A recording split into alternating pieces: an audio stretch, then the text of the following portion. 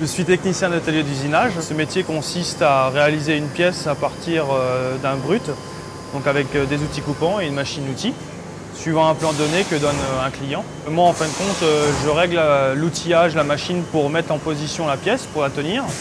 Je règle les outils qui vont permettre d'enlever le copeau, la matière de la pièce.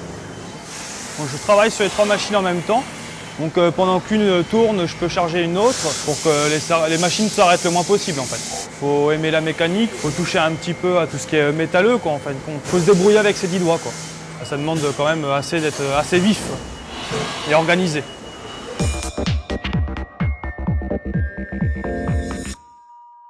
La société STMB est une société spécialisée en fourniture de sous-ensembles mécaniques dans différents secteurs comme l'aéronautique, le machinisme agricole, les biens d'équipement. Notre activité principale est l'usinage de pièces en différentes matières, des aciers, des inox, des matières plastiques, etc. Nous essayons, pour pérenniser des emplois, d'embaucher beaucoup de personnes assez jeunes qui sont géographiquement proches de l'entreprise, des formés. C'est plus quand même un choix social parce que bon, économique, c'est quand même un investissement au départ d'embaucher des jeunes. On fait attention surtout au bruit que font les machines, on met des bouchons d'oreille. Tout ce qui est bavure, c'est quand même de l'aluminium avec des outils coupants, ça laisse énormément de bavure. Donc on met des gants. Et puis les projections de copeaux et d'huile de coupe, c'est pour ça qu'on met des lunettes aussi. Et les chaussures de sécurité parce qu'une pièce comme ça, qu'ils ont sur le pied, sans chaussures de sécurité, ça peut faire mal.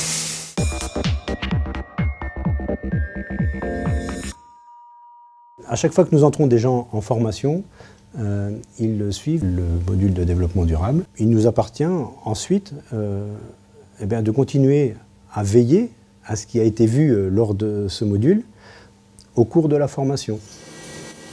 Concrètement, on peut intervenir sur les dépenses d'énergie.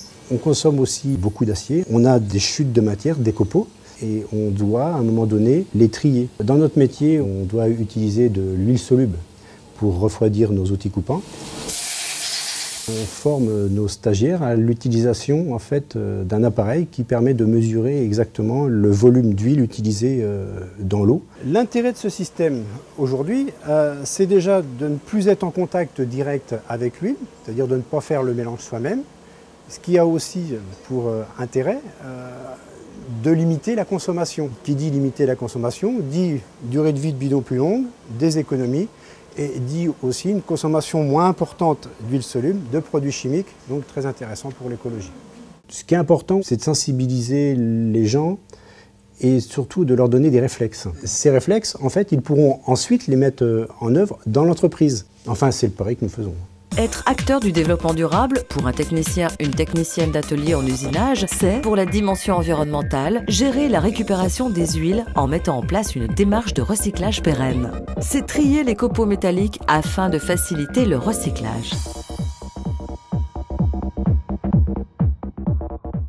Pour la dimension économique, c'est développer une réflexion sur l'économie de matière et d'outillage lors du processus de fabrication afin d'optimiser les coûts. C'est économiser l'huile de coupe en respectant scrupuleusement les dosages.